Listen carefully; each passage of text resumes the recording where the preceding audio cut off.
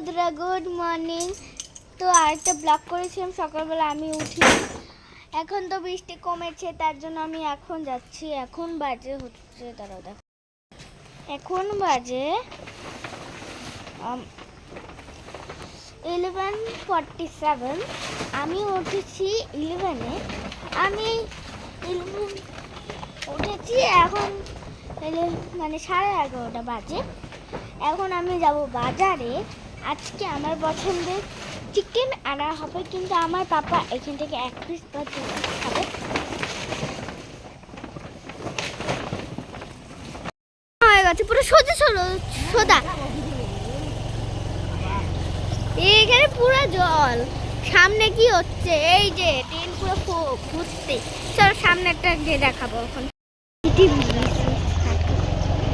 তাহলে মিসের বাড়িতে কি হবে মাম্মি? চলো দেখাই। না,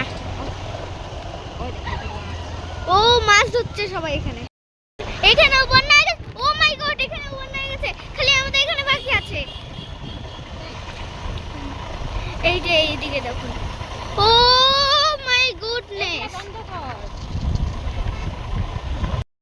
বাজারে শুধু চারিদিকে মাছের জাল দেখা যাচ্ছে মাছ ধরার জন্য, যেহেতু চতুর্দিকে জল। আর এদিকে আমি খুঁজছি মামে পাপার জন্য নেব পেঁপে। পেঁপে খাওয়া নাকি পেটের পক্ষে ভালো, তাই মায়ের বাবাকে কিছুদিন থেকে পেঁপে খাওয়াচ্ছি। তো সারা বাজার ঘুরে আমি পেঁপে কিন্তু খুঁজে পাচ্ছি না। চলো দেখা যাক, এখন সামনেটার দিকে যাই, যদি আমি পেঁপে খুঁজে পাই তাহলে নিয়ে নিব।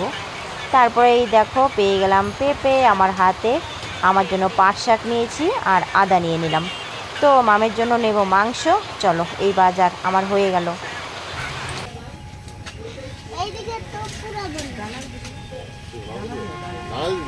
মুরগিগুলো দেখো ঝিমাচ্ছে। কি কাঁপতেছে মুরগি? কি নিবা আমার? আর কি নিবা? হুম, কি নিবা? আর মাংস নিবা? নিবা না? খাবা না? তাহলে চলে যাবো।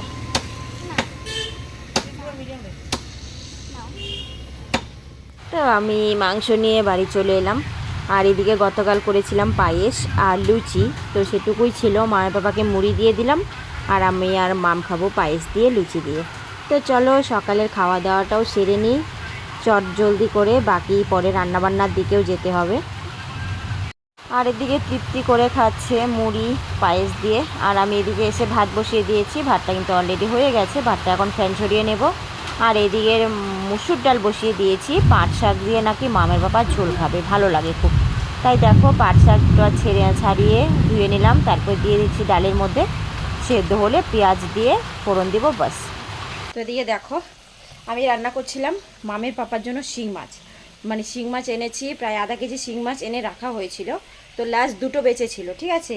তো সেই দুটো শিং মাছ কাটতে গিয়ে এই দেখো, এই যে এখানে যে লাল হয়ে আছে না, শিং মাছ ফুটো মানে শিং ঢুকিয়ে দিয়েছে, প্রচণ্ড ব্লাড বেরোচ্ছিল, ঠিক আছে। এখন দেখো পুরো লাল হয়ে আছে। আর এই যে আঙুলটা আছে না, এটা একদম কিছু করতে পারছি না, মানে প্রচণ্ড ব্যথা করছে, রান্না তো করতেই পারছি না।